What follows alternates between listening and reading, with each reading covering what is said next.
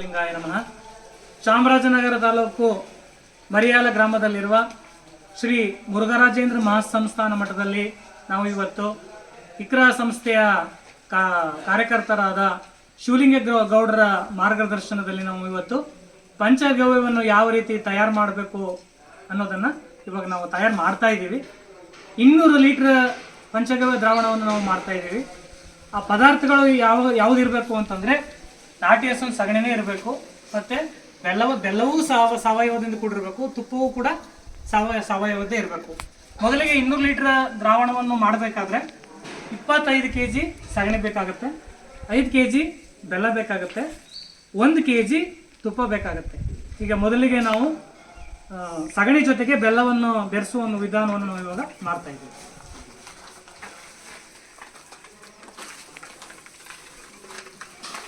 ಈ ಬೆಲ್ಲವನ್ನು ನಾವು ಪುಡಿಯಾಗಿ ಜಜ್ಕೊಂಡು ಮೊದಲಿಗೆ ಅದನ್ನು ಆ ಸಗಣಿ ಜೊತೆಲಿ ಸಂಪೂರ್ಣವಾಗಿ ಬೆರೆಯೋ ಥರ ನಾವು ಅದನ್ನು ಬೆರೆಸಬೇಕು.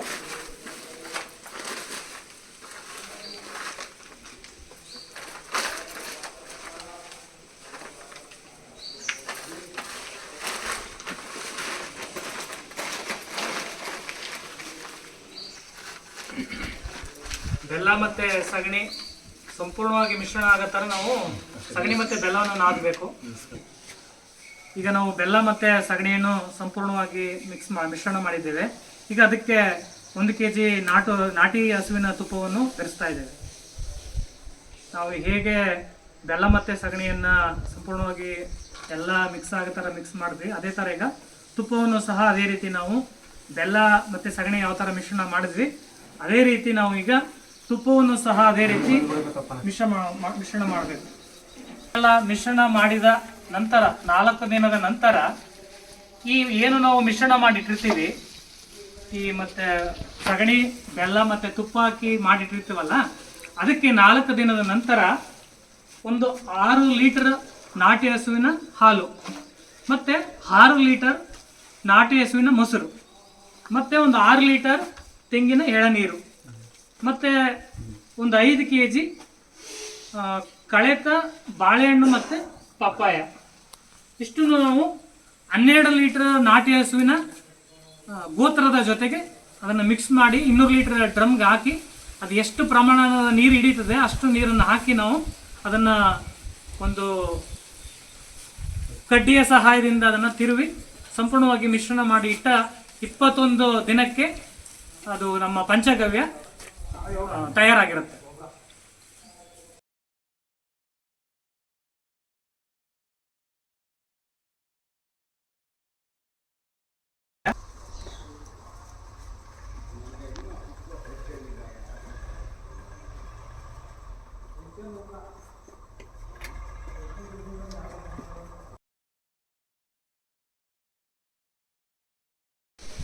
ನಾಲ್ಕು ದಿನದ ನಂತರ ನಾವು ಇವತ್ತು ಪಂಚಗವ್ಯ ಮಾಡಲಿಕ್ಕೆ ಸಗಣಿ ಬೆಲ್ಲ ಮತ್ತು ತುಪ್ಪವನ್ನು ಹಾಕಿ ನಾವು ಇಟ್ಟಿದ್ವಿ. ಈಗ 4ನೇ ದಿನದ ನಂತರ ಇವಾಗ ಹಾಲು ಮತ್ತು ಮೊಸರು, ಬಾಳೆಹಣ್ಣು, ಎಳನೀರು ಮತ್ತು ಗಜ್ಜಳವನ್ನು ಇವತ್ತು ಹಾಕಿ ಕೊನೆ ಹಂತದ ಒಂದು ತಯಾರಿಯನ್ನು ನಾವು ಇವಾಗ ಮಾಡ್ತಾ ಇದ್ದೀವಿ. ಮೊದಲಿಗೆ ಹಾಲು 6 ಲೀಟ್ರು, ಮೊಸರು 6 ಲೀಟ್ರು, ಕಳೆತ ಹಣ್ಣು 4 ರಿಂದ 5 kg, ಪಪ್ಪಾಯ ಮತ್ತು ಬಾಳೆಹಣ್ಣು, ಎಳನೀರು 6 ಲೀಟ್ರು ಮತ್ತು ಗಂಜಳ 15 ಲೀಟ್ರು. ಈಗ ಮೊದಲಿಗೆ ನಾವು ಈಗ 200 ಲೀಟ್ರ್ ಡ್ರಮ್ಮಿಗೆ 4 ದಿನದ ಹಿಂದೆ ಏನು ತಯಾರು ಮಾಡಿಟ್ಟಿದ್ವಿ ಅದನ್ನು ಇವಾಗ ಡ್ರಮ್ಗೆ ಹಾಕ್ತಾ ಇದ್ದೀವಿ.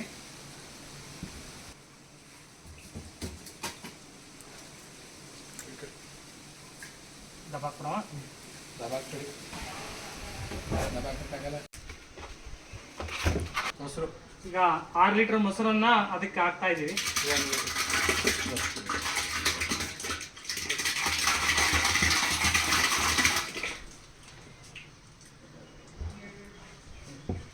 ಈಗ 6 ಲೀಟರ್ ಹಾಲನ್ನು ಕೂಡ ಹಾಕ್ತಾ ಇದ್ದೀವಿ.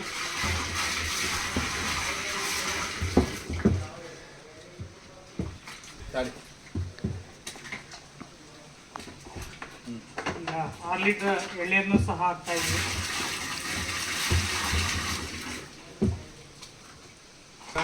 ಸೈಡ್ ಇವಾಗ 15 ಲೀಟರ್ ಗಂಜಲನ್ನು ಕೂಡ ನಾವು ಮಾಡ್ತಾ ಇದ್ದೀವಿ.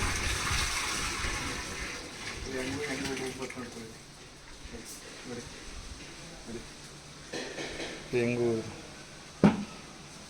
ನೋಡಿ ಹೆಂಗು ಗೇಟು ಸಿಕ್ಕಿ ಕಡದಂತ ಚಪಾತಿ ಇರ್ತಾನೆ ಇದೆಲ್ಲ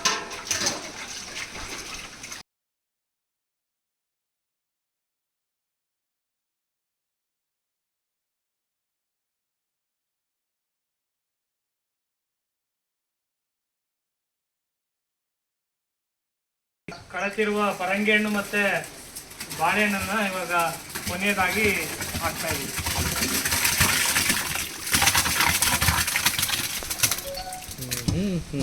ಗರ್ದಾಯ್ತು ಮತ್ತೆ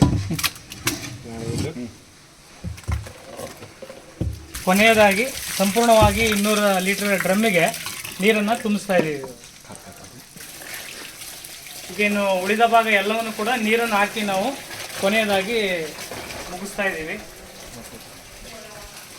ಕೊನೆಯದಾಗಿ ಈಗ ನಾವು ಪಂಚಗವ್ಯ ತಯಾರಾಗಿದೆ. ಇದನ್ನ ನಾವು ತೋಟಗಳಿಗೆ ಹೇಗೆ ಸಿಂಪರಣೆ ಮಾಡಬೇಕು ಅಂತಂದ್ರೆ 1 ಲೀಟರ್ ನೀರಿಗೆ 30 ml ಪಂಚಗವ್ಯ, 10 ಲೀಟರ್ ನೀರಿಗೆ 300 ml ರೀತಿ ನಾವು ಈಗ ಅದನ್ನು ಸಿಂಪರಣೆಯನ್ನು ಮಾಡ್ಬೋದು. ಮರಿಯಾಲ ಶ್ರೀಮಠದಲ್ಲಿ ಪರಮಪೂಜ್ಯ ಶ್ರೀ ಇಮ್ಮಡಿ ಮುರುಘರಾಜೇಂದ್ರ ಮಹಾಸ್ವಾಮಿಗಳವರ ದಿವ್ಯ ಸಾನ್ನಿಧ್ಯದಲ್ಲಿ ನಾವು ಪಂಚಗವ್ಯವನ್ನು ತಯಾರು ಮಾಡಿದ್ದೇವೆ. ಪರಮಪೂಜ್ಯರಿಗೆ ಸುಮಾರು 5-6 ವರ್ಷಗಳಿಂದ ಸಾವಯವ ಕೃಷಿಯಲ್ಲಿ ತೊಡಗಿಸ್ಕೊಂಡಿದ್ದಾರೆ. ನಮ್ಮ ಭೂಮಿ ಆರೋಗ್ಯ ಚೆನ್ನಾಗಿದ್ರೆ ನಮ್ಮ ಆರೋಗ್ಯನೂ ಚೆನ್ನಾಗಿರುತ್ತೆ, ಪ್ರಕೃತಿ ಆರೋಗ್ಯನೂ ಚೆನ್ನಾಗಿರುತ್ತೆ ಅನ್ನೋದು ಪರಮಪೂಜ್ಯರ ಉದ್ದೇಶ. ಹಾಗಾಗಿ ಇವತ್ತಿನ ದಿನಮಾನ ಕಾಲದಲ್ಲಿ ರಾಸಾಯನಿಕನೇ ಯಥೇಚ್ಛವಾಗಿ ಬಳಸಿ ರೈತರು ಒಂದು ಲಾಸ್ಗೆ ಒಳಗಾಗ್ತಾ ಇದ್ದಾರೆ. ಹಾಗಾಗಿ ಅದಾಗೋದು ಬೇಡ ಅನ್ನೋ ಉದ್ದೇಶದಿಂದ ಪರಮಪೂಜ್ಯರು ಈ ರೀತಿ ಸಾವಯವ ಕೃಷಿಗೆ ಒತ್ತು ಕೊಡೋದ್ರಿಂದ ಸಾವಯವ ದ್ರಾವಣವನ್ನು ಮಾಡೋದ್ರ ಮುಖಾಂತರ ನಮ್ಮ ಜಿಲ್ಲೆಗೆ ಮಾದರಿಯಾಗಿದ್ದಾರೆ. ಶರಣ